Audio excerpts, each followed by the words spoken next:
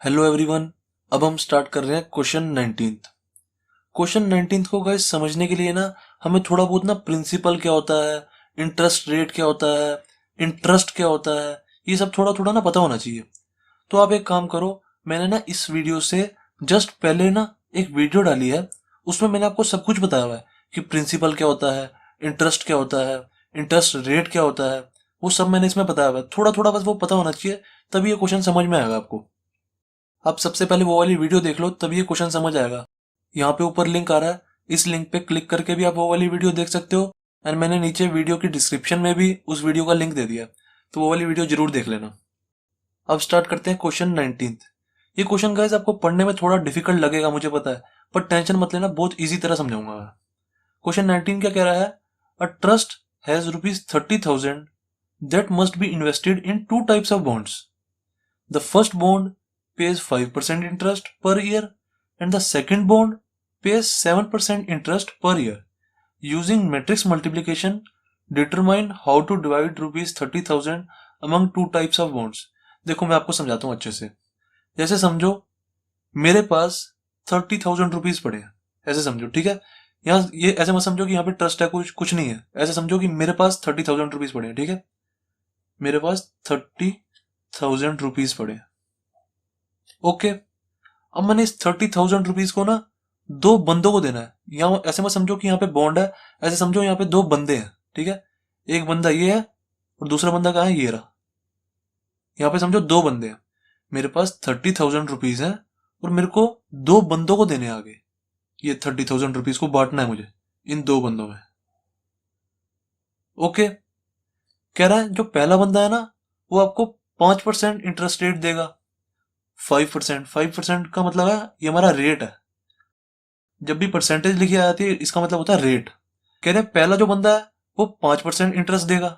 5% interest का मतलब, ये परसेंटेज का मतलब रेट होता है, ये चीज ध्यान रखना। जहां परसेंटेज आ गई ना उसका मतलब रेट। जो पहला बंदा है वो आपको 5% इंटरेस्ट देगा और जो दूसरा बंदा है वो आपको 7% इंटरेस्ट देगा। इतना तो अभी तक सबको समझ आ गया। पहला बंदा 5%, दूसरा बंदा 7% इंटरेस्ट देगा। देखो ऐसे समझो, मुझे पता है ये चीज कई बच्चों को समझ नहीं आई होगी। जैसे मान लो मैंने इस बंदे को 100 रुपया दिया, तो इसने मुझे कितना इंटरेस्ट रेट देना है, 5%। तो इंटू में 5% इज इक्वल टू, ये हमारा आंसर हो जाएगा। इट मीन्स इतने पैसे ये हमें देगा, इतने पैसे ये हमें देगा। क्या निकले देखो, अगर मैंने इसको 100 रुपए दिए होते तो 100 का 5% क्या होता है, परसेंट मतलब 1/100 हो जाएगा। 100 से 100 cancel, is equal to 5 rupees.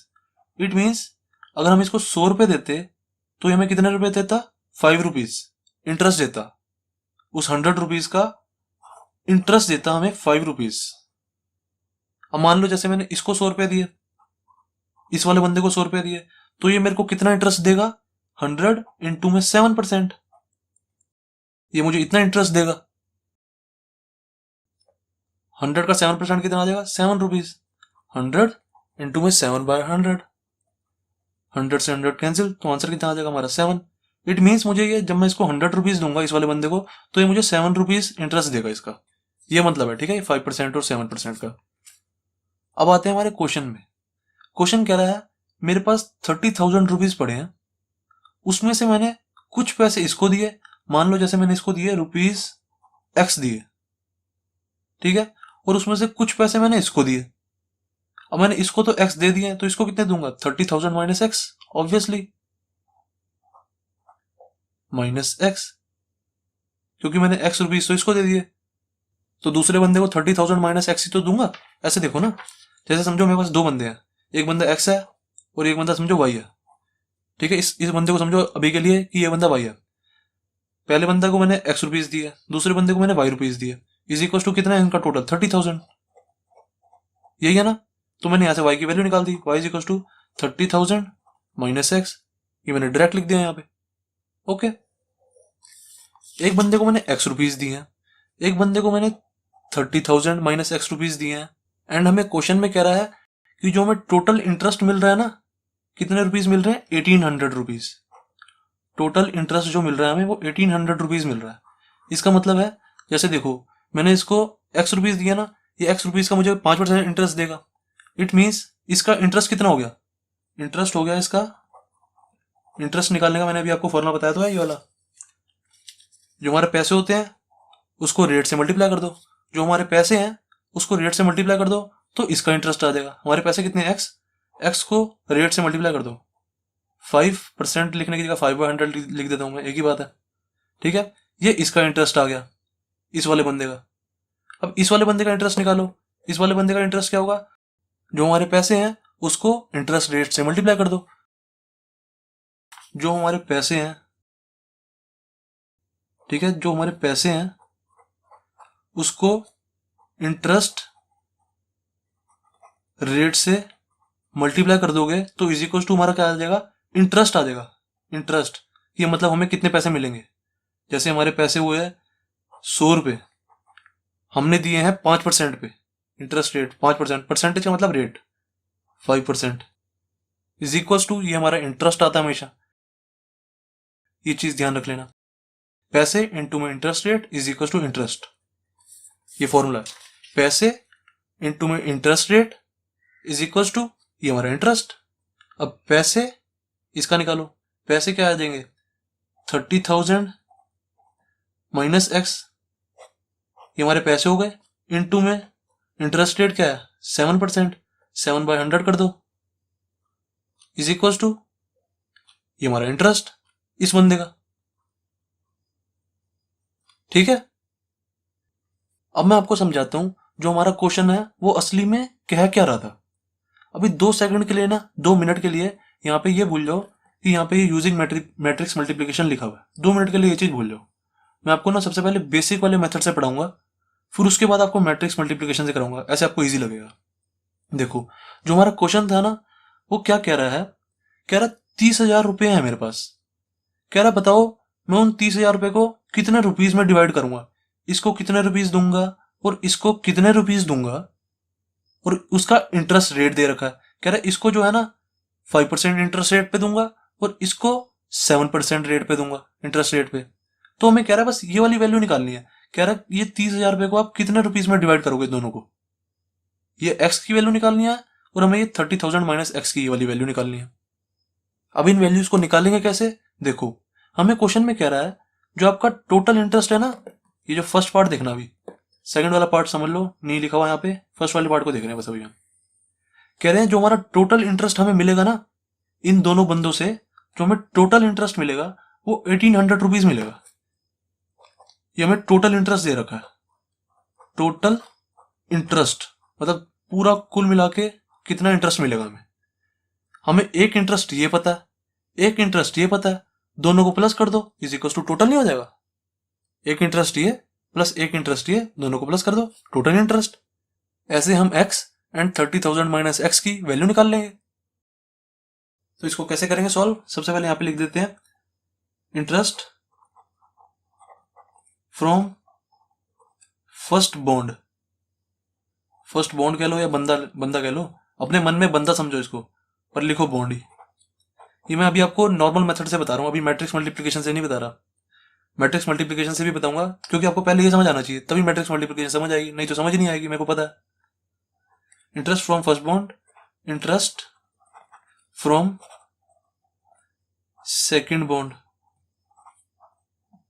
पहले बॉन्ड का इंटरेस्ट प्लस दूसरे बॉन्ड का interest is equal to total interest. अब टोटल इंटरेस्ट हमें 1800 रुपीज दिया तो निकाल दो, इनको प्लस कर दो, x इंटू में 5/100 प्लस 30,000 माइनस x इंटू में 7/100 इज इक्वल टू 1800। अब यहां से x की वैल्यू निकाल दो, यहां से जो x की वैल्यू आएगी उसको यहां पे डाल दो तो 30,000 माइनस एक्स की भी वैल्यू आ जाएगी, इसकी भी वैल्यू मिल गई हमें, इसकी भी वैल्यू मिल गई, यही हमें क्वेश्चन में कह रहा था। तो देखो इसकी अब इसके भी अपॉन में 100 है, इसके भी अपॉन में 100 है, तो इस 100 को ना एलसीएम लेके यहाँ पे भेज देंगे तो क्या आ जाएगा 1800 इंटू में 100, देन कितना बच गया 5x, देन कितना बच गया 7 का मल्टीप्लाई कर दो 2140, देन बचा क्या माइनस का 7x, दैट्स इट। यहाँ से तो अब x की वैल्यू निकाल ही लोगे ना, -7x प्लस 5x माइनस का 2x is equal to 1840। Then इसको राइट साइड ले जाओ, माइनस का 2140 इज इक्वल टू कितना आ जाएगा, एक्स इज इक्वल टू आ जाएगा हमारा 340 माइनस 2x भी था, इधर माइनस भी लगा देते हैं, माइनस से माइनस कैंसिल, और ये 2 से कितना चला जाएगा 15,000 बन गया है, एक्स इज इक्वल टू 15,000 आ गया, एक्स इज इक्वल टू 15,000 है, तो ये हमारा कितना हो जाएगा 15,000 है ये 15,000, तो ये हमारा कितना हो जाएगा 30,000 minus X is equal to ये भी हमारा 15,000 आ जाएगा, 30,000 minus X is equal to ये भी हमारा 15,000 आ गया। अब देखो दोनों का आंसर क्या है हमारा 15,000 15,000, इट मीन्स हम इसको भी 15,000 रुपीज देंगे, अब इसको भी 15,000 रुपीज देंगे, समझ गए ना। अब मैं आपको समझाता हूं इस क्वेश्चन को मैट्रिक्स मल्टीप्लीकेशन से कैसे करना था। देखो इस क्वेश्चन को मैट्रिक्स मल्टीप्लीकेशन से कैसे करना है वो बता रहा हूं मैं आपको। मुझे इतना पता है क्वेश्चन में ये कह रहा है कि मुझे जो इंटरेस्ट मिल रहा है ना वो 1800 रुपीज मिल रहा है, मोटा मोटा मुझे क्या समझ आ रहा है, देखो जो मुझे इंटरेस्ट मिल रहा है ना वो 1800 रुपीज मिल रहा है, 1800 रुपीज। और मैंने आपको एक फॉर्मूला बताया हुआ है इंटरेस्ट निकालने का, पैसे, ये जो फॉर्मूला है कहीं पेपर में मत लिख के आ जाना हिंदी में ऐसे, ये कोई मतलब लिखने वाला फॉर्मूला नहीं है, बस समझने वाला फॉर्मूला है, दिमाग में रखने वाला। पैसे इनटू में रेट इज इक्वल टू क्या होता है इंटरेस्ट, ये मैंने आपको फॉर्मूला बताया, और इंटरेस्ट मुझे दे रहे हैं 1800 रुपीज, तो मैंने कहा कुछ ना कुछ इस फॉर्मूले का यूज करूंगा मैं। फिर मैंने देखा मुझे क्वेश्चन में कह रहे हैं 30,000 रुपीज है, उसको दो पार्ट्स में बांटा, एक्स में और एक 30,000 माइनस एक्स में, इसी में बांटेंगे ना 30,000 माइनस एक्स में, कह रहे मेरे पास 30,000 रुपीज है, उसको मैंने दो पार्ट्स में बांटा, रुपीज एक्स और रुपीज 30,000 माइनस एक्स, एंड मुझे कह रहे हैं जो ये वाला पार्ट आपने बांटा ना इसका रेट 5% है और इसका रेट 7% है। अब देखो मुझे मोटा मोटा ये समझ आ गया, पैसे इनटू में rate is equal to interest होता है, इंटरेस्ट मुझे 1800 रुपीज दे रहे हैं।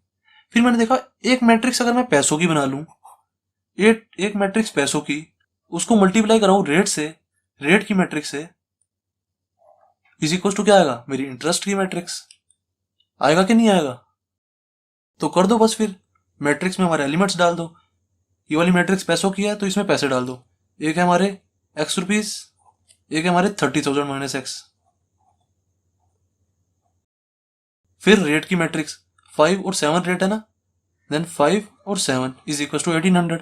अब दिमाग में क्वेश्चन आता है, ये बाकी सब हटा दो, ठीक है, सिर्फ हमें ये मैट्रिक्स से स्टार्ट करना क्वेश्चन को। अब दिमाग में क्वेश्चन आता है, सर आपने इसको ऐसे क्यों लिखा और इसको ऐसे क्यों लिखा, दिमाग में आना चाहिए क्वेश्चन आपके। अब इस क्वेश्चन का आंसर है, मैंने आपको ये चीज कितनी बार बताई हुई है, जब भी हम दो मैट्रिक्स की मल्टीप्लीकेशन कराते हैं तो हमेशा क्या कराते हैं, रोज इनटू कॉलम्स, ये मैंने आपको कितनी बार बताया, पहले वाली मैट्रिक्स की रोज मल्टीप्लाई होती है दूसरे वाले मैट्रिक्स के कॉलम से, तो वही कंसेप्ट का यहां पे यूज हो रहा है। देखो इसको मैंने एक रो में लिखा, इसको मैंने एक कॉलम में लिखा, इसको मैंने रो में और इसको मैंने कॉलम में। देखो इसका प्रूफ बताता हूं मैं आपको कि ऐसे लिखने पे आंसर क्यों आएगा। ये वाली मैट्रिक्स का ऑर्डर क्या है, देखो एक इसमें रो है और दो कॉलम है ना, एक ये कॉलम और एक ये कॉलम, तो रो इंटू में कॉलम, इसका ऑर्डर क्या हो गया 1 इंटू 2, इसका ऑर्डर क्या हो गया, दो इसमें रो है एक ही कॉलम है, तो 2 इंटू 1। अब मैंने आपको गाइस बताया हुआ है जो हमारी मैट्रिक्स का मल्टीप्लीकेशन का जो आंसर होता है ना वो क्या होता है, उसका ऑर्डर क्या होता है 1 क्रॉस 1, ये वाला और ये वाला। जैसे मेरी कोई मैट्रिक्स है 3 क्रॉस 2 की, उसका मैं मल्टीप्लाई करा रहा हूं 3 क्रॉस 2 क्रॉस 7 से, ठीक है, इन दोनों मैट्रिक्स का मैं मल्टीप्लाई करा रहा हूं, इस वाली मैट्रिक्स का ऑर्डर है 3 क्रॉस 2 और इस वाली मैट्रिक्स का ऑर्डर है 2 क्रॉस 7, तो इसका जो आंसर आएगा ना मैट्रिक्स का, जो मैट्रिक्स आएगी, जो हमारी इसकी आंसर की जो मैट्रिक्स आएगी उसका ऑर्डर क्या होगा 3 क्रॉस 7, 3 क्रॉस 7, चाहे आप करके देख लो खुद किसी भी मैट्रिक्स को लेके। अब देखो इसको मैंने ऐसे लिखा 1 क्रॉस 2, 2 क्रॉस 1, तो देखो मेरा आंसर क्या आएगा 1 क्रॉस 1, देखो 1 क्रॉस 1 आ रहा है ना। अब अगर मान लो मैं इसको ऐसे ना लिखता, अगर मैं इसको, आपकी बात मान ली मैंने, इसको ऐसे लिखता, इस वाली मैट्रिक्स को x 30,000 माइनस एक्स मल्टीप्लाई, और इसको लिखता रो में ऐसे 5 7। अब देखो इसका ऑर्डर क्या आ रहा है 2 इंटू 1, क्योंकि दो इसमें रो है एक कॉलम है, इसका ऑर्डर क्या हो गया 2 इंटू 1 हो गया ना। और इसका ऑर्डर देखो इसका ऑर्डर क्या है 1 इंटू में 2, एक रो है इसमें 2 कॉलम है, 1 इंटू में 2 ऑर्डर हो गया इसका। और देखो जो हमारा इज इक्वल टू में आंसर है वो तो 1 इंटू 1 में है, ये 1 इंटू 1 है। अब देखो जो इसका इन दोनों मैट्रिक्स का मल्टीप्लाई होगा उसका आंसर क्या आएगा 2 क्रॉस 2, 2 क्रॉस 2 आएगा, पर जो हमारा आंसर है वो तो 1 क्रॉस 1 में है। इसलिए हम कभी भी ऐसे नहीं लेते, कभी भी किसी भी क्वेश्चन में ऐसे नहीं लेते, हमेशा हम रोज इंटू कॉलम्स लेते हैं। पहले हम रो से स्टार्ट करते हैं फिर इंटू कराते हैं उसको कॉलम से। ओके बस अब इसको करा दो, इसको जब मैं मल्टीप्लाई करूंगा तो मेरा क्या आ जाएगा, देखो रो इंटू में कॉलम 5x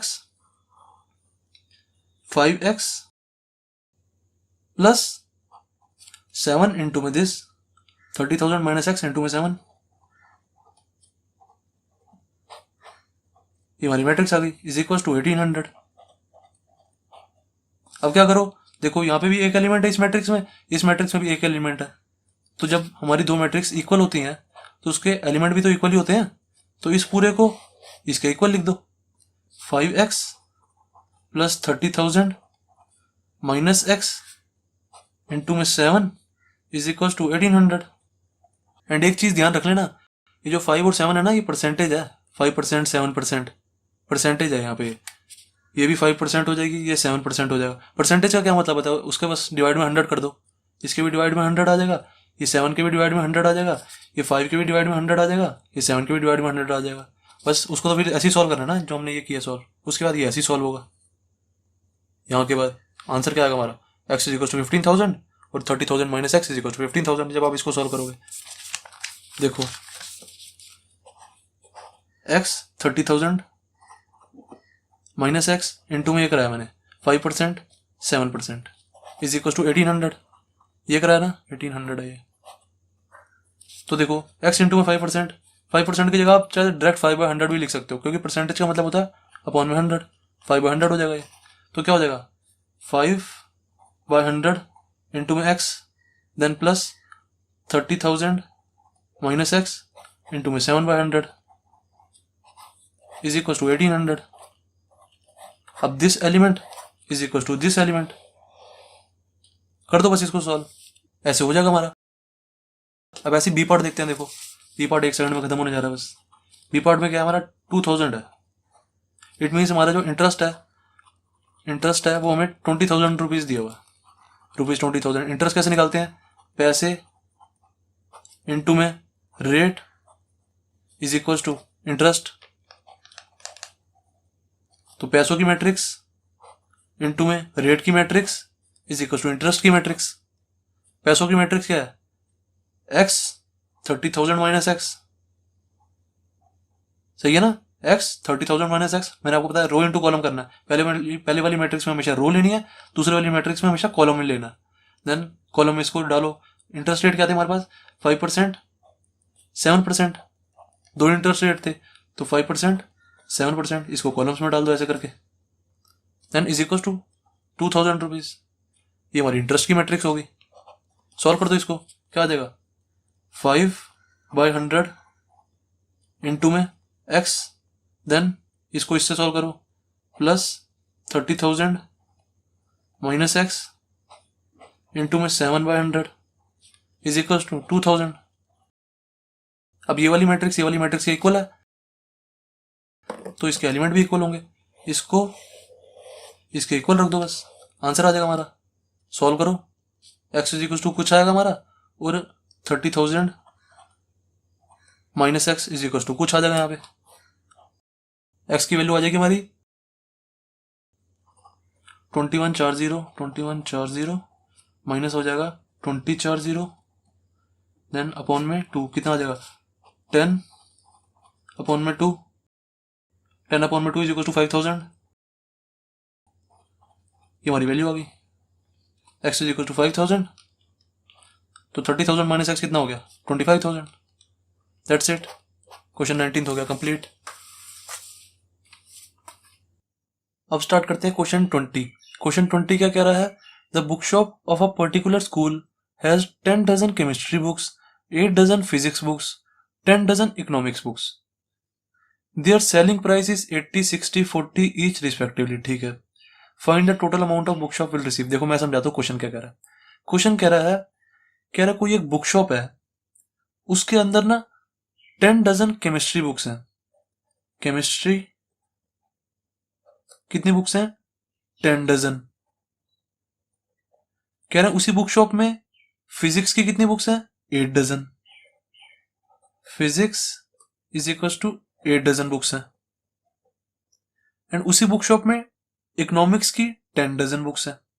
ये कह रहा क्वेश्चन में, इकोनॉमिक्स की 10 डजन बुक्स हैं। अब कह रहा जो ये हर एक बुक है ना, उनका प्राइस 80 रुपीज है। एक केमिस्ट्री की बुक 80 रुपीज है, 80 रुपीज की है। एक फिजिक्स की बुक 60 रुपीज की है। एक इकोनॉमिक्स की बुक 40 रुपीज की है। सेलिंग प्राइस लिख देते हैं जैसे यहाँ पे, सेलिंग प्राइस हर एक बुक का, केमिस्ट्री की बुक का ₹80 ईच, हर एक बुक का। फिजिक्स की 60 रुपीज ईच।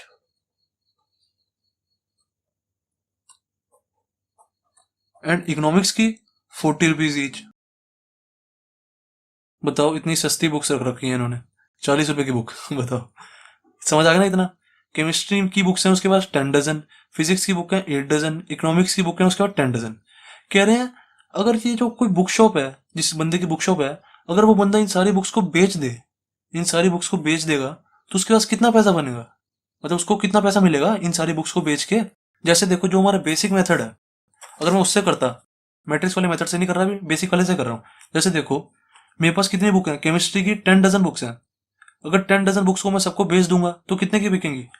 10 इंटू में, एक डजन में कितने कितनी बुक्स होंगी? 12 होती है ना। एक डजन इज इक्वल टू 12 होता है। तो देखो 10 डजन कितना हो गया? 10 इंटू 12।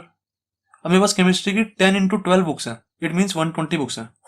यहाँ पे आप ऐसे भी लिख सकते हो, chemistry is equal to 120 books, physics is equal to 12 8 96 books, and economics की इज इक्वल टू 10 इंटू में 12 कितना हो गया? 120 बुक्स। ठीक है, यहाँ पे आप ऐसे भी डायरेक्ट लिख सकते हो। अब देखो, अगर मैं अपने बेसिक वाले मेथड से करता, 120 बुक्स हैं, एक बुक कितने की है? 80 रुपीज की है ना। 120 हमारे पास बुक्स हैं केमिस्ट्री की, एक बुक 80 रुपीज की है, तो सारी बुक्स कितने की होंगी? 120 बुक्स को मैं मल्टीप्लाई करा दूंगा 80 रुपीज से। एक बुक 80 रुपए की है और मुझे 120 बुक्स बेचनी है, तो हमारी केमिस्ट्री की बुक्स की रुपीज आ जाएंगे ना, प्राइस आ जाएगा टोटल सेलिंग प्राइस। देन अब इसमें अगर मैं प्लस कर दूं फिजिक्स की बुक्स, फिजिक्स की बुक 96 है, 96 फिजिक्स की बुक है, और एक बुक का प्राइस कितना है? 60 रुपीज। तो 96 इंटू में 60, ये हमारी फिजिक्स की बुक्स का प्राइस आ गया, selling price. Then plus economics की बुक कितनी है? 120 बुक्स है, मल्टीप्लाई कर देंगे, कितने रुपीज की? एक है 40 रुपीज की, तो ये मेरी इकोनॉमिक्स की बुक्स का सेलिंग प्राइस आ गया, selling price of eco books. ये selling price of physics, selling price of chemistry books. अब इन तीनों के सेलिंग प्राइस को प्लस कर देंगे, उतना ही तो पैसे आएंगे दुकानदार के पास। जो हमारा शॉपकीपर है उसके पास कितने पैसे आएंगे? जब इस सारी बुक्स को बेच देगा इतने पैसे आएंगे, केमिस्ट्री की सारी बुक्स को बेच देगा इतने पैसे आएंगे, फिजिक्स की सारी बुक्स को बेच देगा इतने पैसे आएंगे, और इको की सारी बुक्स को बेच देगा इतने पैसे आएंगे। तो तीनों को मैंने प्लस कर दिया, इज इक्वल टू हमारा आंसर। इन तीनों को प्लस कर दो, ये हमारा आंसर आ जाएगा, जो भी आंसर आएगा। ये तो हमारा बेसिक वाला मेथड है। अब जो हमारा मैट्रिक्स वाला मेथड है उसमें कैसे करेंगे? ये 120 बुक्स थी, ये कितनी थी? 96, ये कितनी थी? 120। ठीक है, डजन से मल्टीप्लाई कर दिया बस मैंने। अब मैट्रिक्स वाले मेथड से कैसे करेंगे? देखो, हमारे पास क्या है? बुक्स है और उनका प्राइस है, बुक्स है और उनका प्राइस है, बुक्स है और उनका प्राइस है, बस यही है ना हमारे पास। बुक्स इनटू में प्राइस इज इक्वल टू, ये हमें निकालना है। ये हमें कह रहे दुकानदार के पास कितने पैसे आएंगे। तो देखो, बुक्स इनटू में करा देंगे प्राइस कि हमारे पास कितनी बुक्स है, नंबर ऑफ बुक्स लिख लो चाहे यहाँ पे, नंबर ऑफ बुक्स और उनका प्राइस इज इक्वल टू क्या हो जाएगा? शॉपकीपर के पास जितने पैसे आएंगे, ये हमारा आंसर हो जाएगा। तो नंबर ऑफ बुक्स करा देते हैं यहाँ पे, इस वाली मैट्रिक्स को लिखो, इसमें हमने नंबर ऑफ बुक्स लिखनी है। तो कैसे लिखेंगे मैंने आपको बताया, जब भी दो मैट्रिक्स का मल्टीप्लाई होता है तो रो, पहली मैट्रिक्स की रो दूसरी वाली मैट्रिक्स के कॉलम से मल्टीप्लाई होती है, पहले वाली मैट्रिक्स की रो दूसरी वाली मैट्रिक्स के कॉलम से मल्टीप्लाई होती है। तो इसको हम रो की तरह भरेंगे और इस वाली मैट्रिक्स को हम कॉलम की तरह भरेंगे। बुक्स क्या है? 120, 96, 120, 120, 96, 120, ये हमारी नंबर ऑफ बुक्स है। इसको मल्टीप्लाई कराना हमने पैसों से, प्राइस से, तो इसको हम कैसे भरेंगे? कॉलम की तरह। कॉलम की तरह भर दो इसको। 80, 60, 40, 80, 60, 40, बस मल्टीप्लाई करा दो। ये हमारा आंसर क्या आ जाएगा? हमारा आंसर रो इंटू में column, 120 into 80, then plus 96 into 60, then plus 120 into 40, ये हमारा आंसर इज इक्वल टू जो भी मैट्रिक्स आएगी इसको सॉल्व करो, आंसर आ जाएगा हमारा। ये क्वेश्चन कभी किसी का गलत हो ही नहीं सकता है, बस जिस बच्चे को ये पता है कि पहली वाली मैट्रिक्स को रो के तरीके से भरना है 120, 96, 120, और दूसरी वाली मैट्रिक्स को हमेशा कॉलम के तरीके से भरना है। ऐसा क्यों? क्योंकि जब भी हम मैट्रिक्स का मल्टीप्लाई कराते हैं तो हम हमेशा रो इंटू कॉलम कराते हैं, column. Okay, that's it, question 20 हो गया कंप्लीट। अब स्टार्ट करते हैं क्वेश्चन 21 एंड क्वेश्चन 22। क्या कह रहा है हमारा question? Assume X Y Z W and P R matrices of order this this this. अब हमें ये X Y Z W P matrices दी हुई हैं और इन सबके ऑर्डर दिए हुए हैं। तो सबसे पहले मैं लिख लेता हूं, जैसे मेरी एक्स कोई मैट्रिक्स है, एक्स कोई मैंने मैट्रिक्स ये ले ली, इसका ऑर्डर क्या दिया हुआ है? सबसे पहले वाला 2 क्रॉस n। देन वाई कोई मैट्रिक्स है, उसका ऑर्डर है 3 क्रॉस k। ऐसे लिख लो 3 क्रॉस k, तो थोड़ी आसानी हो जाएगी, ऐसे लिख लोगे ना। देन z कोई मैट्रिक्स है 2 क्रॉस p की, 2 क्रॉस p की, 2 क्रॉस p यहां पे लिख देता हूं यार, यहां पे लिख रहा हूं। देन w कोई मैट्रिक्स है n क्रॉस 3 की, n क्रॉस 3, p कोई मैट्रिक्स है p क्रॉस k की। ओके, लेफ्ट में लिख देता हूं p is equal to p cross k। That's it, जितना हमें क्वेश्चन कह रहा था ना उतना हमने लिख लिया यहां तक। देन फिर हमें आगे क्या कह रहा है? Choose the correct answer in exercises 21 and 22। कह रहा है 21 और 22 जो क्वेश्चन है ना उसमें बस करेक्ट आंसर पे मार्क कर दो। 21 क्या कह रहा है? The restriction on n k and p so that py plus wy will be defined. कह रहा है py, जब हम py को ऐड करेंगे wy में तो इन सब पे ना रिस्ट्रिक्शंस पता नहीं है। अभी देखो आपको इसका मतलब समझ आएगा। सबसे पहले ये चीज लिखो, py plus wy plus wy। अब देखो हम सबसे पहले क्या कर रहे हैं? p वाली मैट्रिक्स का मल्टीप्लाई करा रहे हैं y वाली मैट्रिक्स में ना, तो ये चीज लिखो, p वाली मैट्रिक्स क्या हमारी ये p क्रॉस k, इसका मल्टीप्लाई करा रहे हैं हम y में, y वाली मैट्रिक्स क्या है ये, तो इसको भी लिखो, y वाली मैट्रिक्स है 3 क्रॉस k। देन फिर हम प्लस करा रहे हैं w वाली मैट्रिक्स इंटू y वाली मैट्रिक्स। w वाली मैट्रिक्स ये है हमारी n क्रॉस 3 इंटू में y वाली मैट्रिक्स ये वाली है 3 क्रॉस k। अब ध्यान से समझना, जो मैंने आपको बेसिक कंसेप्ट बताया है ना, काम वही आना। अब देखो जब भी हम किसी दो मैट्रिक्स का मल्टीप्लाई कराते हैं, ये चीज मैंने आपको कितनी बार बताई हुई है, जब भी हम किसी दो मैट्रिक्स का मल्टीप्लाई कराते हैं तो हमेशा ये चीज और ये चीज सेम होती है। मतलब पहले वाले मैट्रिक्स के कॉलम्स इज इक्वल टू होते हैं दूसरी वाली मैट्रिक्स की रोज के, इज इक्वल टू 3 होता है। ये चीज मैंने आपको बताई हुई है। तो यहां से तुम्हारी एक रिस्ट्रिक्शन निकल गई कि के हमेशा 3 होना चाहिए, तभी ये चीज डिफाइन करेगी। के तो हमेशा हमारा 3 होना चाहिए, तो एक चीज लिख दो यहाँ पे कि के हमारा 3 होना चाहिए, ये चीज तो कंपलसरी है। दूसरा, अब देखो जब मैं इन दोनों का मल्टीप्लाई कराऊंगा, मैंने आपको ये चीज भी बताई हुई है, जब हम किसी भी दो मैट्रिक्स का मल्टीप्लाई कराते हैं, जैसे मैंने इन दोनों मैट्रिक्स का मल्टीप्लाई कराया और मेरी ये कोई मैट्रिक्स आई, अब इस मैट्रिक्स का ऑर्डर क्या होगा ये चीज भी मैंने आपको बताई हुई है। जब भी हम किसी दो मैट्रिक्स का मल्टीप्लाई कराते हैं और जो आंसर आता है ना, जो आंसर आता है उसका ऑर्डर हमेशा ये होता है P क्रॉस K, मतलब इसका पहले वाला और इसका लास्ट वाला, इसका ऑर्डर क्या हो जाएगा P क्रॉस K। समझ आ गया इतना? देन ठीक है, अब इसको करते हैं। देखो दो मैट्रिक्स का मल्टीप्लाई करा रहे हैं, तो देखो मैंने आपको बताया पहले वाली मैट्रिक्स के कॉलम दूसरी वाली मैट्रिक्स की रोज इक्वल होने चाहिए, तो यहाँ पे तो इक्वल ही है। चलो इतना तो हो गया। फिर मैंने आपको क्या बताया, इन दोनों मैट्रिक्स से जब हम मल्टीप्लाई कराएंगे तो आंसर क्या आएगा n क्रॉस k, इसका पहले वाला और इसका आखिरी वाला।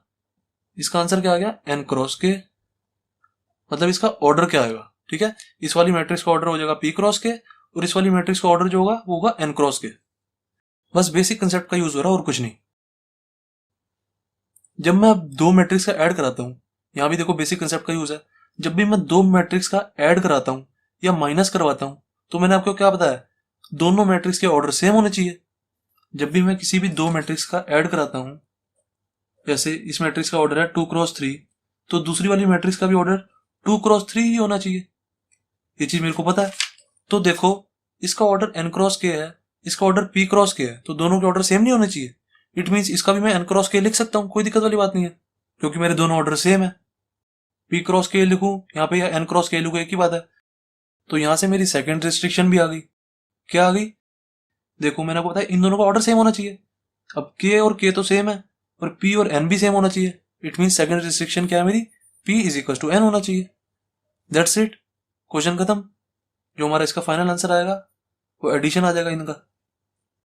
एंड इसका ऑर्डर आप p क्रॉस k लिखो चाहे n क्रॉस k लिखो, एक ही बात है, क्योंकि p = n है। That's it. तो इसका हमारा आंसर सही कौन सा हुआ, k = 3, p = n, फर्स्ट वाला सही हुआ हमारा। दैट्स इट, क्वेश्चन 21 हो गया कंप्लीट। अब देखते हैं क्वेश्चन 22। क्वेश्चन 22 क्या कह रहा है, इफ n = p, कह रहा है n = p है, then the order of the matrix 7x - 5z is. अब ये कोई मैट्रिक्स हमारी 7x - 5z, कह रहा है इसका बताओ ऑर्डर क्या होगा। देखो आंसर 7x - 5z हमें करना है। x क्या था हमारा, ये था 7 इंटू में x 2 × n, ये वाली मैट्रिक्स है ना x की। देन माइनस का करना है 5z, z क्या है हमारा, ये रहा 2 × p था, 2 × p। अब हमें कह रहे हैं कि बताओ जब हम इस वाली मैट्रिक्स में से इस वाली मैट्रिक्स को माइनस करेंगे तो हमारी कोई मैट्रिक्स आएगी ना, हमारी कोई मैट्रिक्स आएगी। तो कह रहे हैं बताओ इसका ऑर्डर क्या होगा, बस ये क्वेश्चन में पूछ रहे हैं। अब देखो इधर भी हल्का सा बेसिक कंसेप्ट का यूज हो रहा है, मैंने आपको ये चीज बताई हुई है। कोई जैसे हमारी मैट्रिक्स है, दूसरा पेन ले लेता हूँ, जैसे मान लो हमारी कोई मैट्रिक्स है x = 2 3 4 5, ठीक है, ये कोई मैट्रिक्स है, इसका ऑर्डर क्या है 2 × 2 है ना। अब इसमें मैं जैसे 3 का मल्टीप्लाई करा रहा हूँ, 3 का मैंने मल्टीप्लाई करा दिया इस मैट्रिक्स में, तो क्या हो जाएगा 3x = 3 2 6, 3 3 9, 3 4 12, 3 5 15, ये हो गया ना। अब बताओ इसका ऑर्डर क्या है, मैंने इसमें 3 का मल्टीप्लाई करा है, इसका ऑर्डर क्या है, सेम ही तो रहा 2 × 2। इट मीन्स अगर मैं किसी भी मैट्रिक्स में किसी भी नंबर का मल्टीप्लाई करा देता हूं, जैसे मेरी 1 2 3 4 5 6 मैट्रिक्स है, इसमें मैं अगर किसी भी नंबर का मल्टीप्लाई करा दूं, जैसे मैंने 5 का भी मल्टीप्लाई करा दिया, तो इसका ऑर्डर तो सेम ही रहेगा ना। जैसे इसका ऑर्डर सेम रहा है, इसका ऑर्डर सेम कैसे रहेगा, देखो 5 1 5, 5 2 10, 5 3 15, 5 4 20, 5 5 25, 5 6 30। देखो इसका भी ऑर्डर 2 × 3 है, इसका भी ऑर्डर 2 × 3 है।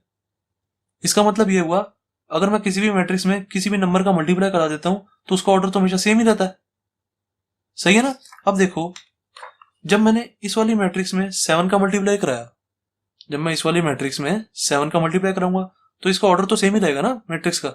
ऐसे मान लो इस वाली मैट्रिक्स का जब मैंने 7 से मल्टीप्लाई कराया तो मेरी कोई मैट्रिक्स आएगी ना, उसका ऑर्डर 2 × n होगा। सही लिखा है कि नहीं, सही लिखा बिल्कुल। देन उसमें से माइनस करा रहा हूं, अब इस वाली मैट्रिक्स में मैं जब इसके एलिमेंट्स में 5 का मल्टीप्लाई करूंगा तो ऑर्डर तो उसका भी सेम रहेगा ना, तो मैंने इसका ऑर्डर भी सेम रखा 2 × p। अब मैं जब इस वाली मैट्रिक्स से इस वाली मैट्रिक्स को माइनस करूंगा, मैंने आपको बताया है जब भी हम प्लस करते हैं या माइनस करते हैं ऑर्डर सेम होता है मैट्रिक्स का, मतलब ये = ये होना चाहिए। मैंने देखा यहाँ पे 2 × n है, यहाँ पे 2 × p है, दोनों का 2 तो सेम है। इट मीन्स मेरा n भी सेम होना चाहिए, तो मेरा क्या हो जाएगा 2 × n भी हो सकती है मैट्रिक्स, या फिर 2 × p भी हो सकती है, दोनों राइट आंसर है, क्योंकि हमारा n = p आ रहा है ना, यहाँ पे दोनों का ऑर्डर सेम होना चाहिए। अगर यहाँ पे हमारी कोई मैट्रिक्स है 2 × 5 की, तो यहाँ पे भी मैट्रिक्स हमारी 2 × 5 की होनी चाहिए, सही है। तो हम 2 × n लिखे यहाँ पे या 2 × p लिखे, दोनों एक ही बात है। तो हमारा आंसर कौन सा राइट हुआ, कहीं पे है हमारा 2 × ये रहा 2 × n, बी वाला राइट हो गया। अब यहाँ पे हमें 2 × n की जगह अगर यहाँ पे बोलते हैं 2 × p, और हमें दिया होता ई ऑप्शन, वो 2 क्रॉस P लिखा होता तो B भी राइट होता और E भी राइट होता। ओके, तो दोनों राइट आंसर हमारे। दैट्स इट, क्वेश्चन 22 हो गया कंप्लीट।